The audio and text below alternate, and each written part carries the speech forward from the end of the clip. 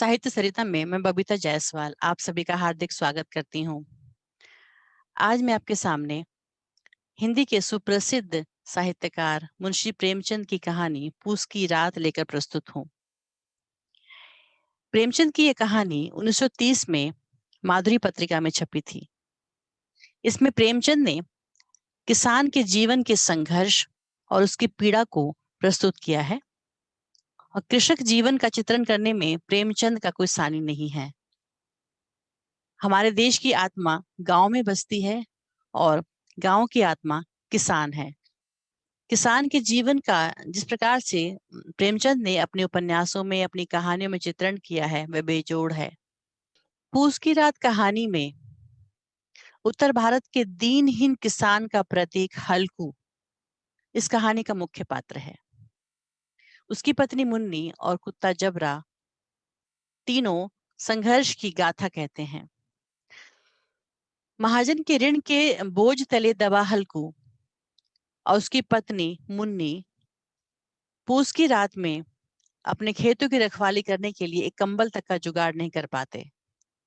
और जैसे तैसे करके जो 3 रुपए वो जमा करते हैं, वह भी ऋण के रूप में जमींदार का व्यक्ति सहना उनसे लेने के लिए आ जाता है। और उसकी गालियां ना खानी पड़े और जमींदार की गालियां ना खानी पड़े, इस डर से हल्कू अपनी पत्नी के मना करने पर भी, अपनी पत्नी के गुस्सा हो जाने पर भी उसे समझाता है और वो 3 रुपए जो उसके जीवन का आधार थे वो सहना को दे देता है।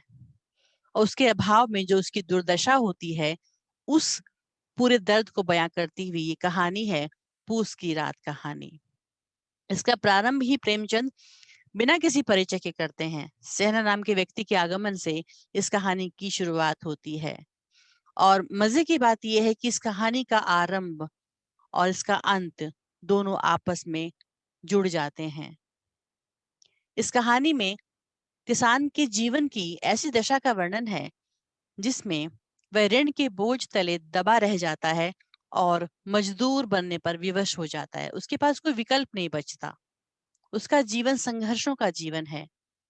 उसकी दैनिक दशा को वर्णित करती कहानी है पूस की रात कहानी। तो आइए इस कहानी का पाठ करते हैं। हल्कू ने आकर स्त्री से कहा, सहना आया है। सहना कौन है? जमींदार का व्यक्ति। लाओ, जो रुपए रखे हैं उसे दे दो। किसी तरह गला तो छूटे, कि ऐसा ना हो कि हम नहीं दें और दोबारा से गाली देनी शुरू कर दे या ऐसा कुछ उलाहना देना शुरू कर दे। तो हल्कू इस प्रकार से अपनी पत्नी से कहता है। मुन्नी झाड़ू लगा रही थी, पीछे फिरकर बोली, 3 ही रुपए हैं, हमारे पास 3 ही रुपए बचे हैं, दे दोगे तो कंबल कहाँ से आएगा? माघ पूस की रात हार में कैसे कटेगी? हार मतलब खेत में, खलिहान में कैसे कटेगी? उसे कह दो कि फसल पर दे देंगे, अभी नहीं है। हल्कू एक क्षण अनिश्चित दशा में खड़ा रहा। पूस सिर पर आ गया था। पूस का महीना सबसे ज्यादा ठंड का होता है, जिसमें बिना कंबल के रात गुजारना, वो भी खेतों में रात गुजारना, कितना जानलेवा हो सकता है, इसका अंदाजा हम लगा सकते हैं। पूस सिर पर आ गया था। कंबल के बिना हार में रात को वह किसी तरह सो नहीं सकता, मगर सहना मानेगा तो नहीं, क्योंकि वो जमींदार का आदमी है। जमींदार ने कहा है देने के लिए कि पैसा लेकर के आओ, तो उसको तो लेके जाना ही पड़ेगा। अगर नहीं देंगे तो क्या होगा? घुड़कियां जमावेगा, गालियां देगा। बला से जाड़ों में मरेंगे, कोई बात नहीं, जाड़ों में मरना पड़ेगा तो मरेंगे।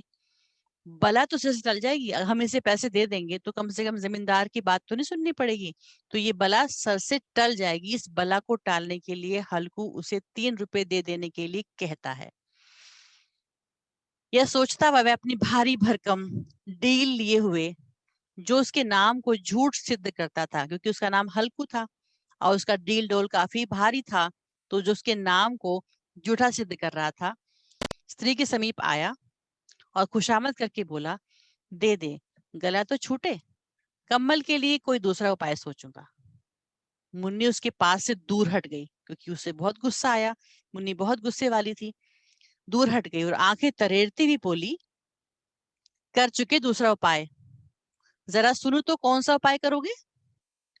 कोई खैरात दे देगा कंबल। ना जाने कितनी बाकी है जो किसी तरह चुकने ही नहीं आती। मतलब कितना कर्ज पता नहीं बाकी है जो चुकने में आता ही नहीं है। ऋण कभी समाप्ति नहीं होता है।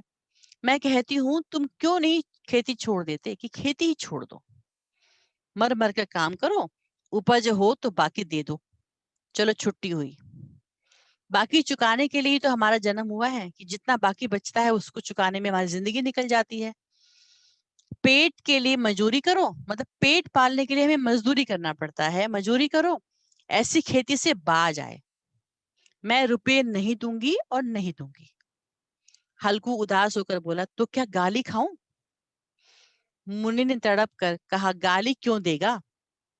क्या उसका राज है? मगर यह कहने के साथ ही उसकी तनी हुई भौहें ढीली पड़ गई, क्योंकि वो जानती थी उसी का राज है। हल्कू के उस वाक्य में जो कठोर सत्य था, वह मानो एक भीषण जंतु की भांति उसे घूर रहा था। उसने जाकर आले से रुपए उतारे और लाकर हल्कू के हाथ पर रख दिए। फिर बोली, तुम छोड़ दो अब की खेत से। मजदूरी में सुख से एक रोटी तो खाने को मिलेगी। अगर मजदूरी करेंगे तो कम से कम पेट भर के खाना तो मिलेगा। किसी की धौंस तो नहीं रहेगी। अच्छी खेती है, मजदूरी करके लाओ, वह भी उसी में झोंक दो, उस पर धौंस भी। हल्कू ने रुपए लिए और इस तरह बाहर चला मानो अपना हृदय निकाल कर देने जा रहा हो। उसने मजूरी से एक एक पैसा काट काट कर 3 रुपए कंबल के लिए जमा किए थे, और वह आज निकले जा रहे हैं। एक एक पग के साथ उसका मस्तिष्क पानी दीनता के भार से दबा जा रहा था। अगले पड़ाव पे पहुंचती है कहानी कि पूस की अंधेरी रात है। कंबल की 3 रुपए वो दे चुका है सहना को। आकाश पर तारे भी ठिठुरते हुए मालूम पड़ते हैं, मानो तारे भी ठंड में ठिठुर रहे हैं। ऐसी रात हल्कू अपने खेत के किनारे ऊख के पत्तों की एक छतरी के नीचे बांस के खटोले पर अपनी पुरानी गाढ़े की चादर ओढ़े पड़ा कांप रहा था। उतनी ठंड में सिर्फ एक चादर में हाथ के नीचे उसका संगी कुत्ता जबरा पेट में मुंह डाले सर्दी से कू कू कर रहा था। जो उसका कुत्ता था, जबरा नाम है उसका, वो भी उसी के साथ में जैसे कि सिकुड़ करके वहां पर कू कू ठंड से कू कू कर रहा है। दो में से एक को भी नींद नहीं आ रही है। ना तो हल्कू को नींद आ रही है ठंड से, और ना ही कुत्ते को नींद आ रही है। हल्कू ने घुटनियों को गर्दन में चिपकाते हुए कहा, क्यों जबरा, जाड़ा लगता है? कहता तो था घर में पुआल पर लेटा रहे। तो यहाँ क्या लेने आए थे? कुत्ते को डांटता है व्यंग भरी वाणी से। अब खाओ ठंड, मैं क्या करूं? जानते थे मैं यहाँ हलवा पूरी खाने आ रहा हूँ, दौड़े दौड़े आगे आगे चले आए। अब रो नानी के नाम को। हल्कू इस प्रकार से कुत्ते को भी उलाहना देता है कि तुम क्यों चले आए। उसको बुरा लगता है कि ठंड में क्यों चला है, मेरे साथ में आकर क्यों यहाँ पर बैठ गया है। जबरा ने पड़े पड़े दुम हिलाई और अपनी कू कू को दीर्घ बनाता हुआ कहा, कल से मत आना मेरे साथ, नहीं तो ठंडे हो जाओगे। ये रांड पछुआ न जाने कहां से बर्फ ले चली आ रही है। पछुआ की हवा चल रही है और बिल्कुल बर्फ से भीगी हुई हवा चल रही है। उठूं फिर एक चिलम भरूं। हल्कू जो है बार बार चिलम भर के पी रहा है, जैसे थोड़ी गर्माहट मिले उसे। तो उठता हूं फिर एक चिलम भरूं, किसी तरह रात तो कटे। 8 चिलम तो पी चुका। यह खेती का मजा है, खेती करने का यही मजा है। और एक भगवान ऐसे पड़े हैं जिनके पास जाड़ा आए तो गर्मी से घबरा कर भागे। मोटे मोटे गद्दे, लिहाफ, कंबल, मजाल है जाड़े का गुजर हो जाए। ऐसे संपन्न लोग जिनके पास गद्दे हैं, कंबल है, भगवान सरीखे लोग जो हमारे भगवान बन के बैठे हुए हैं, उनकी तो क्या ठाठ है। उन्हें तो गर्मी लगती होगी शायद। तकदीर की खूबी, मजूरी हम करें, मजा दूसरे लूटें। मजदूरी तो किसान करता है, रखवाली वही करता है। मेहनत वो करता है और मजे कौन लूटते हैं? ये जमींदार। हल्कू उठा, गड्ढे में से जरा सी आग निकालकर चिलम भरी। जबरा भी उठ बैठा। हल्कू ने चिलम पीते हुए कहा, पिएगा चिलम? जाड़ा तो क्या जाता है, हाँ जरा सा मन बदल जाता है चिलम पीने से। जबरा ने उसके मुंह की ओर प्रेम से छलकती हुई आंखों से देखा। हल्कू आज और जाड़ा खा ले, मतलब आज और सर्दी को बर्दाश्त कर ले। कल से मैं यहाँ पुआल बिछा दूंगा, उसी में घुसकर बैठना, तब जाड़ा नहीं लगेगा। जबरा ने अपने पंजों को उसके घुटनों पर टिका दिया और उसके मुंह के पास अपना मुंह ले आया। हल्कू को उसकी गर्म सांस लगी, उसको एहसास हुआ उसकी गर्म सांस का। चिलम पीकर हल्कू फिर लेटा और निश्चय करके लेटा कि चाहे जो हो जाए अब की सो जाऊंगा। पर एक ही क्षण में उसके हृदय में कंपन होने लगा, इतनी ठंड लगी उसे। कभी इस करवट लेटता, कभी उस करवट, पर जाड़ा किसी पिशाच की भांति उसकी छाती को दबाए जा रहा था। जब किसी तरह ना रहा गया, उसने जबरा को धीरे से उठाया और उसके सिर को थपथपाकर उसे अपनी गोद में सुला लिया। कुत्ते की देह से जाने कैसी दुर्गंध आ रही थी। पशु है, उसकी देह से दुर्गंध आती है, लेकिन ये दुर्गंध उसके लिए आज कोई महत्व की नहीं थी। उसकी दुर्गंध कोई भी बाधा नहीं बन रही थी। वह उसे अपनी गोद में चिपटाए हुए था, ऐसे सुख का अनुभव कर रहा था जो इधर महीनों से उसे नहीं मिला था। जबरा शायद यह समझ रहा था कि स्वर्ग तो यही है कि एक इंसान कुत्ते को अपनी छाती से लगाए हुए लेटा हुआ है। स्वर्ग है तो यही है। और हल्कू की पवित्र आत्मा में तो उस कुत्ते के प्रति घृणा की गंध तक न थी। ये वो दृश्य है जहां पर इंसान और पशु इस प्रकार से एक होते हैं, इस प्रकार से एक दूसरे का के प्रेम का प्रतीक और उसकी आत्मीयता का प्रतीक बंधन में बंधे होते हैं, जहां पर वो भेदभाव खत्म हो जाता है कि कौन पशु है और कौन मनुष्य है। तो ये भेदभाव, ये घृणा का भाव वहां खत्म हो जाता है। हल्कू जिस प्रेम भाव से जबरा को गले लगाता है और उसकी गर्माहट से अपने आप को तृप्ति पाता है, ये दृश्य जो है बेजोड़ है। अपने किसी अभिन्न मित्र या भाई को भी वे इतनी तत्परता से गले लगाता कभी? वे अपनी दीनता से आहत नहीं था, दुखी नहीं था, जिसने आज उसे इस दशा को पहुंचा दिया है। नहीं, इस अनोखी मैत्री ने जैसे उसकी आत्मा के सब द्वार खोल दिए। ये अनोखी दोस्ती है जिसने उसकी आत्मा के सारे द्वार, सारा भेदभाव मिटा दिया है और उसका एक एक अणु प्रकाश से चमक रहा था। सहसा जबरा ने किसी जानवर की आहट पाई। इस विशेष आत्मीयता ने उसमें एक नई स्फूर्ति पैदा कर दी थी। कुत्ते के अंदर हल्कू की दी हुई आत्मीयता से एक जबरदस्त शक्ति सी आ गई। प्रेम की शक्ति, एहसास की शक्ति आ गई। आत्मीयता से भरा हुआ जो शक्ति का पुंज है वो बन जाता है और उसके अंदर उसके कान खड़े होते हैं और उसको आवाज आती है कि जैसे खेतों में कोई आवाज आ रही है किसी के आने की। और वो उसी तरह से नई स्फूर्ति के साथ में वहां पर दौड़ना शुरू करता है। जो हवा के ठंडे झोंकों को तुच्छ समझती थी, एक स्फूर्ति उसके अंदर थी जो हवा के झोंकों को भी छोटा समझ रही थी। वह झपट कर उठा और छपरी से बाहर आकर भौंकने लगा। हल्कू ने उसे कई बार चुमकार कर बुलाया कि आ जाओ, पर वह उसके पास नहीं आया। हार में, खलिहान में चारों तरफ दौड़ दौड़ कर भौंकता रहा, जैसे कि अपने कर्तव्य का पालन कर रहा है। उसका कर्तव्य है कि सबको जागरूक करना और कोई भी हल्कू के खेत की तरफ आंख उठा के बिना देखे जानवर उसकी जैसे पहरेदारी करना उसका कर्तव्य है। वो अपना कर्तव्य निभा रहा था। हल्कू ने उसे कई बार पुकारा, फिर भी वो नहीं आया। एक क्षण के लिए भी आ जाता तो तुरंत ही वापस दौड़ के चला जाता। कर्तव्य उसके हृदय में अरमान की भांति ही उछल रहा। जिस प्रकार से मनुष्य के मन में अरमान उछलते हैं, वैसे ही कुत्ते के मन में कर्तव्य के अरमान उमड़ रहे थे और वो उस कर्तव्य भावना से बार बार भौंकता चला जा रहा था। 1 घंटा और गुजर गया। रात ने शीत को हवा से धधकाना शुरू कर दिया। हल्कू उठ बैठा और दोनों घुटनों को छाती से मिलाकर सिर को उसमें छिपा लिया। उसे बहुत ठंड लग रही थी, फिर भी ठंड कम नहीं हुई। ऐसा जान पड़ता था सारा रक्त जम गया है। धमनियों में रक्त की जगह हिम बह रही है, बर्फ बह रही है। उसने झुककर आकाश की ओर देखा। अभी कितनी रात बाकी है। सप्तऋषि अभी आकाश में आधे भी नहीं चढ़े हैं, अभी तो बहुत रात बाकी है। ऊपर आ जाएंगे तब कभी सवेरा होगा। अभी पहर से ऊपर की रात बाकी है। हल्गू के खेत से कोई एक गोली के टप्पे पर आमों का एक बाग था, बगीचा था।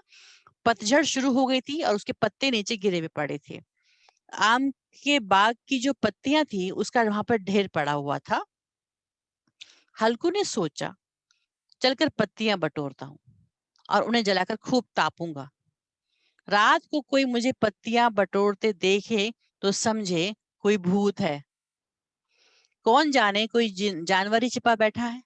मगर अब तो बैठे हुए मुझसे रहा नहीं जाता। उसने पास के अरहर के खेत में जाकर कई पौधे उखाड़ लिए और उनका एक झाड़ू बनाकर हाथ में सुलगता हुआ उपला लिए बगीचे की ओर चल दिया। जबरा ने उसे आते देखा और पास आया और दुम हिलाने लगा। हल्कू ने कहा, अब तो नहीं रहा जाता जबरू, चलो बगीचे में पत्तियां बटोर कर तापते हैं, आग जलाते हैं। टाटे हो जाएंगे तो फिर आकर सोएंगे, थोड़ी गर्माहट आ जाएगी तो आकर के फिर सो जाएंगे। अभी तो बहुत रात बाकी है। जबरा ने कू कू करके सहमति प्रकट की, जैसे कि वो भी हामी भर रहा हो कि हाँ, आग तापना ठीक रहेगा।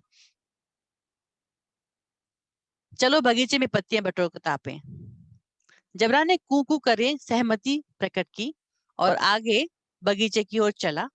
बगीचे में खूब अंधेरा छाया हुआ था और अंधकार में निर्दय पवन पत्तियों को कुचलता हुआ चला जाता था। हवा चल रही थी। वृक्षों से ओस की बूंदें टप टप नीचे टपक रही थी। एकाएक एक झोंका मेहंदी के फूलों की खुशबू लिए हुए आया। हल्कू ने कहा, कैसी अच्छी महक आई जबरू, तुम्हारी नाक में भी तो सुगंध आ रही है। जबरा को कहीं जमीन पर एक हड्डी पड़ी मिल गई थी, उसे चिंचोड़ रहा था। हल्कू ने आग जमीन पर रख दी, जो जलाने के लिए वो आग का उपला लेकर के आया था, और पत्तियां बटोरने लगा। जरा देर में पत्तियों का ढेर लग गया था। हाथ ठिठुरे जाते थे, नंगे पांव गले जाते थे और पत्तियों का पहाड़ खड़ा कर रहा था। इसी अलाव में वह ठंड को जलाकर भस्म कर देगा। थोड़ी देर में अलाव जल उठा। बहुत तेज ऊंची आग जलने लगी। उसकी लौ ऊपर वाले वृक्ष की पत्तियों को छू छू कर भागने लगी। उस अस्थिर प्रकाश में बगीचे के विशाल वृक्ष ऐसे मालूम होते थे जैसे उस अथाह अंधकार को अपने सिरों पर संभाले हुए हों।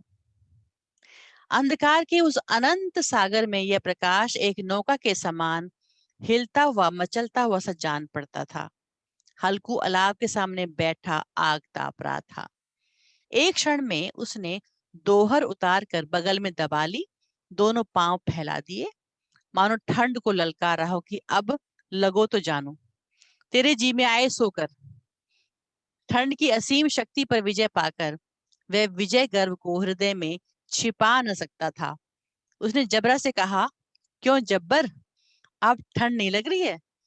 जब्बर ने कू कू करके मानो कहा, अब क्या ठंड लगती रहेगी, पहले से यह उपाय न सूझा। नहीं इतनी ठंड क्यों खाते? जब्बर ने पूंछ हिलाई कि जैसे सहमति दे रहा हो। अच्छा आओ इस अलाव को कूद कर पार करें, इस अलाव के ऊपर से छलांग लगाते हैं, देखें कौन निकल जाता है। अगर जल गए तो बचा मैं दवा ना करूंगा। जब्बर ने उस अग्नि राशि की ओर कातर नेत्रों से देखा। मुन्नी से कल ना कह देना कि हम ऐसे खेल रहे थे, नहीं लड़ाई करेगी। यह कहता हुआ वह उछला और उस तालाब के ऊपर से साफ निकल गया, ऊपर से कूद गया। पैरों में जरा सी लपट लगी, पर वे कोई बात नहीं थी। जबरा आग के गिर्द घूमकर उसके पास आ खड़ा हुआ। हल्कू ने कहा, चलो चलो, इसकी सही नहीं है, मतलब ये नहीं, ये वाली पारी नहीं मानेंगे, ये सही नहीं हुआ, मतलब इसको हम नहीं स्वीकार करेंगे, ऊपर से कूद कर आओ। वह फिर कूदा और अलाव के इस पार आ गया। पत्तियां जल चुकी थी। बगीचे में फिर अंधेरा छा गया था, रोशनी खत्म हो गई थी। राख के नीचे कुछ कुछ आग बाकी थी, जो हवा का झोंका आ जाने पर जरा सा जाग उठती थी, पर एक क्षण में फिर आंखें बंद कर लेती थी। हल्कू ने फिर चादर ओढ़ ली और गरम राख के पास बैठा हुआ एक गीत गुनगुनाने लगा। उसके बदन में गर्मी आ गई थी, पर ज्यों ज्यों शीत बढ़ती जाती थी, उसे आलस से दबाए ले रहा था। जबरा जोर जोर से भौंक कर खेत की ओर गया। यहाँ पर हल्कू को नींद आने लगी थी और हल्कू के सोने की उस मुद्रा में जबरा जो है वो खेतों की ओर भौंकता चला जा रहा था। हल्कू को ऐसा मालूम हुआ कि जानवरों का एक झुंड खेत में आया है। शायद नील गायों का झुंड था। उसको एहसास तो हुआ कि नील गायों का झुंड उसके खेत को बर्बाद करने के लिए आ रहा है। उनके कूदने दौड़ने की आवाजें साफ आ रही थी। फिर ऐसा मालूम हुआ कि खेत में चर रही है, चरने की आवाज भी आ रही है। उसके चबाने की आवाज चर चर सुनाई देने लगी। उसने दिल में कहा, नहीं, जबरा के होते कोई जानवर खेत में आ ही नहीं सकता। नोच ही डालेगा। मुझे भ्रम हो रहा है। कहीं अब तो कुछ सुनाई भी नहीं देता है। मुझे भी कैसा धोखा हुआ। उसने जोर से आवाज लगाई, जबरा, जबरा। जबरा भौंकता रहा। जबरा तो सिर्फ भौंक सकता है। भौंकता रहा, उसके पास नहीं आया। फिर खेत के चरे जाने की आहट मिलेगी। खेत चर गए हैं। अब वह अपने को धोखा ना दे सका। उसको एहसास हो गया खेत को नीलगायों ने चर लिया है। उसने उसे अपनी जगह से हिलना जहर लग रहा था। वो बिल्कुल वहां से उठना नहीं चाह रहा था, क्योंकि उसे गर्माहट मिल रही थी। बड़ी मुश्किल से उसे गर्माहट मिली थी। उस कैसा ददाया हुआ से बैठा था। इस जाड़े पाले में खेत में जाना, जानवरों के पीछे दौड़ना असहनीय जान पड़ा। वह अपनी जगह से ना हिला। उसने जोर से आवाज लगाई, हिलो हिलो हिलो जबरा। फिर भूख उठा। जानवर खेत चर रहे हैं, फसल तैयार है। कैसी अच्छी खेती थी, पर ये दुष्ट जानवर उसका सर्वनाश किए डालते हैं। हल्कू पक्का इरादा करके उठा और 2-3 कदम चला। कोशिश की उसने जाने की, पर एकाएक हवा का कैसा ऐसा ठंडा चुभने वाला बिच्छू के डंक का सा झोंका लगा कि वह फिर बुझते हुए अलाव के पास में आके दोबारा बैठने पर मजबूर हो गया और राख को कुरेद कर अपनी ठंडी देह को गरमाने लगा। जबरा अपना गला फाड़ डालता था। इतना भौंक रहा था। जबरा बताना चाहता था कि सारी नीलगायें खेत चर रही हैं। भौंक भौंक करके उसने गला फाड़ने जैसी स्थिति कर ली थी। नील गायें खेत का सफाया किए डालती थी और हल्कू गरम राख के पास शांत बैठा हुआ था। अकर्मण्यता, आलस्य, अकर्मण्यता ने रस्सियों की भांति उसे चारों तरफ से जकड़ रखा था। उसी राख के पास गर्म जमीन पर वह वहीं चादर ओढ़कर सो गया। सवेरे जब उसकी नींद खुली, तब चारों ओर धूप खिली हुई थी और मुन्नी कह रही थी कि आज क्या सोते ही रहोगे? तुम यहाँ आकर रम गए और उधर सारा खेत चौपट हो गया। हल्कू ने उठकर कहा, क्या तू खेत से होकर आ रही है? मुन्नी बोली, हाँ, सारे खेत का सत्यानाश हो गया है। भला ऐसे भी कोई सोता है? तुम्हारे यहाँ मड़ैया डालने से क्या हुआ? तुमने यहाँ पे झोपड़ी जो बनाई थी, उसका फायदा क्या हुआ? हल्कू ने बहाना बनाया, मैं मरते मरते बचा। तुझे अपने खेत की पड़ी है। पेट में ऐसा दर्द हुआ कि मैं नहीं जानता। दोनों फिर खेत की डांड पर आए। देखा सारा खेत रोंदा पड़ा हुआ है और जबरा मड़ैया के नीचे चित्त लेटा है, मानो प्राण ही ना हो। यहाँ पे प्रेमचंद ने ये कुछ संकेत नहीं दिया कि जबरा की मृत्यु हो चुकी है, लेकिन इस संवाद से, इस लाइन से हमें यह अंदाजा हो जाता है कि जबरा रात में ठंड से प्राण त्याग चुका है।